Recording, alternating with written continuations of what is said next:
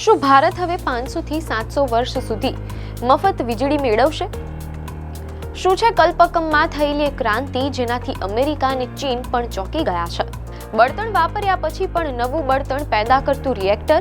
જાણો ભારત કેવી રીતે બન્યું રશિયા પછી આ ટેકનોલોજી હાંસલ કરનાર વિશ્વનો બીજો દેશ.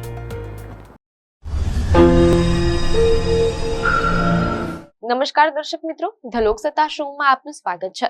શું ભારત હવે 500 થી 700 વર્ષ સુધી મફત વીજળી મેળવશે? શું છે કલ્પકમમાં થયેલી ક્રાંતિ જેનાથી અમેરિકા અને ચીન પણ ચોંકી ગયા છે?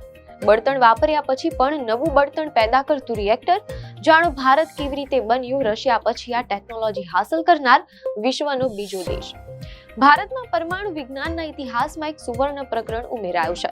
તમિલનાડુના કલ્પક્કમ ન્યુક્લિયર કોમ્પ્લેક્સમાં ભારતે જે સફળતા મેળવી છે તેનાથી સમગ્ર વિશ્વ સ્તબ્ધ છે. ભારતે તેના સ્વદેશી prototype fast breeder reactor PFBR માં ક્રિટિકાલિટી હાંસલ કરી લીધી છે. મીડિયા અહેવાલોમાં જાણવા મળેલ છે કે આ ટેકનોલોજીની વિશેષતા એ છે કે આ રિએક્ટર જેટલું બળતણ એટલે કે ફ્યુલ વાપરે છે તેના કરતાં વધુ બળતણ પેદા કરવામાં સક્ષમ છે. અત્યાર સુધી માત્ર રશિયા પાસે જ આ ટેકનોલોજી હતી, પરંતુ હવે ભારત વિશ્વનો બીજો એવો દેશ બની ગયો છે જેણે ફાસ્ટ બ્રીડર ટેકનોલોજીમાં મહારત મેળવી હોય. આ સફળતા એટલી મોટી છે કે જે દેશોએ આ પ્રોજેક્ટ પાછળ કરોડો ડોલર ખર્ચ્યા હતા તેઓ પણ હારીને બેસી ગયા હતા, પરંતુ ભારતે લગભગ 40 વર્ષની અથાક મહેનત બાદ આ અશક્ય કામ કરી બતાવ્યું છે તેમ અહેવાલોમાં જાણવા મળેલ છે. આ સફળતા એટલી મોટી છે કે જે દેશોએ આ પ્રોજેક્ટ પાછળ કરોડો ડોલર ખર્ચ્યા હતા તેઓ પણ હારીને બેસી ગયા હતા, પરંતુ ભારતે કેટલાક વર્ષોની અથાક મહેનત બાદ આ અશક્ય કામ કરી બતાવ્યું છે તેમ અહેવાલોમાં જાણવા મળેલ છે. પરમાણુ વિજ્ઞાનની ભાષામાં ક્રિટિકાલિટી એટલે શું તે સમજવું ખૂબ જરૂરી છે. મીડિયા અહેવાલોમાંથી પ્રાપ્ત થતી માહિતી મુજબ પરમાણુ ઉર્જામાં મુખ્યત્વે 3 સ્તરો હોય છે. પહેલો સ્તર સબ ક્રિટિકલ છે, જેમાં ચેઇન રિએક્શન આપોઆપ ચાલતું નથી અને તેને વારંવાર ચલાવવું પડે છે. ભારત આ સ્તર તો ક્યારનું પાર કરી ચૂક્યું હતું. બીજું સ્તર છે ક્રિટિકલ લેવલ, જે ભારતે અત્યારે હાંસલ કર્યું છે. આ સ્તરમાં ચેઇન રિએક્શન આપોઆપ અને સ્થિર રીતે ચાલતું રહે છે. આનો અર્થ એ કે રિએક્ટરમાં વારંવાર યુરેનિયમ નાખવાની જરૂર પડતી નથી, કારણ કે રિએક્ટર પોતે જ બળતણ પેદા કરવા લાગે છે. ત્રીજો સ્તર સુપર ક્રિટિકલ છે, જે અત્યંત ઝડપી અને જોખમી હોય છે. ભારતે બીજા સ્તર પર સફળતા મેળવીને પરમાણુ ઉર્જાના ક્ષેત્રમાં આત્મનિર્ભરતા તરફ કદમ વધાર્યા છે.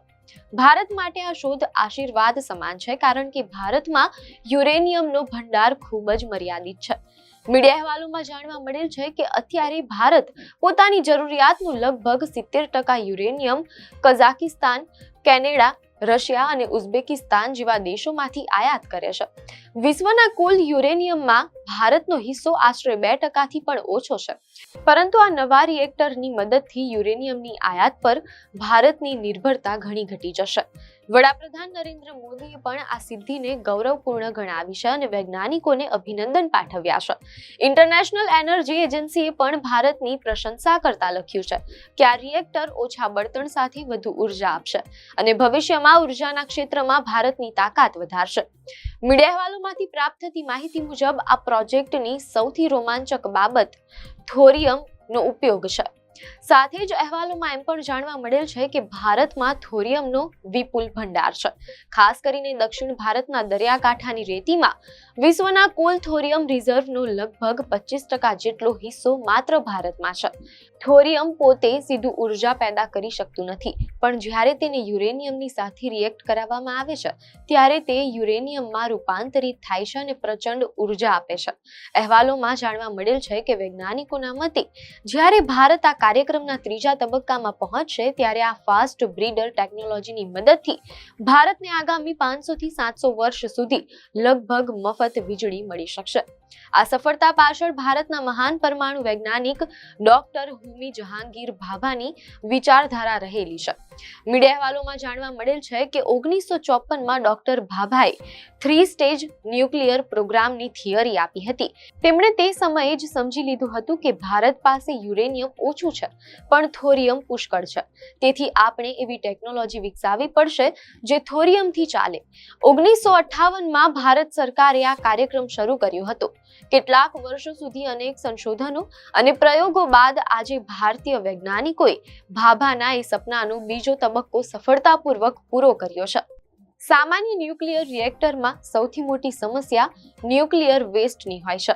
આ કચરો અત્યંત રેડિયોએક્ટિવ અને જોખમી હોય છે, જે લાખો લોકોના જીવનને નુકસાન પહોંચાડી શકે છે.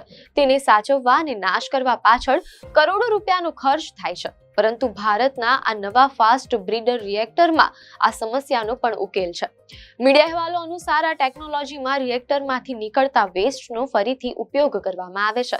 શેરડીના રસના ઉદાહરણની જેમ એકવાર રસ કાઢ્યા પછી જેમ કૂચાને ફરીથી મશીનમાં નાખીને બચેલો રસ કાઢવામાં આવે, તેમ અહીં ન્યુક્લિયર વેસ્ટમાં થોરિયમ ભેળવીને તેને ફરીથી બળતણ તરીકે વાપરવામાં આવે છે. આથી કચરો ઓછો પેદા થાય છે અને ખર્ચમાં પણ મોટો ઘટાડો થાય છે. તમને જાણીને નવાઈ લાગશે કે અમેરિકા, ફ્રાન્સ અને જાપાન જેવા વિકસિત દેશોએ પણ ફાસ્ટ બ્રીડર રિએક્ટર બનાવવા માટે પાણીની જેમ પૈસા વહાવ્યા હતા. પરંતુ આ ટેકનોલોજી એટલી જટિલ છે કે વર્ષોની મહેનત પછી પણ તેઓ સફળ થયા નહીં. ભારત માટે પણ આ રસ્તો આસાન નહોતો, પરંતુ ભારતીય વૈજ્ઞાનિકોએ હાર ન માની અને સ્વદેશી સંસાધનોની મદદથી આજે કરી બતાવ્યું જે વિશ્વના સમૃદ્ધ દેશો પણ નથી કરી શક્યા. આ ભારતની વૈજ્ઞાનિક ક્ષમતા અને એન્જિનિયરિંગ કૌશલ્યનો પુરાવો છે. નિષ્કર્ષમાં કહીએ તો પરમાણુ વિજ્ઞાનની આ સફળતા ભારત માટે ગેમ ચેન્જર સાબિત થઈ શકે છે. રશિયા પછી ભારત હવે દુનિયાનું એવું કેન્દ્ર બન્યું છે જેની પાસે આ એડવાન્સ પરમાણુ ટેકનોલોજી છે. આ સફળતા માત્ર ભારત માટે જ નહીં પણ સમગ્ર વિશ્વની ઉર્જા સુરક્ષા માટે એક મોટું પગલું છે. આપને માહિતી સારી લાગી હોય તો વિડીયોને લાઈક અને શેર કરજો, ચેનલને સબસ્ક્રાઇબ કરજો.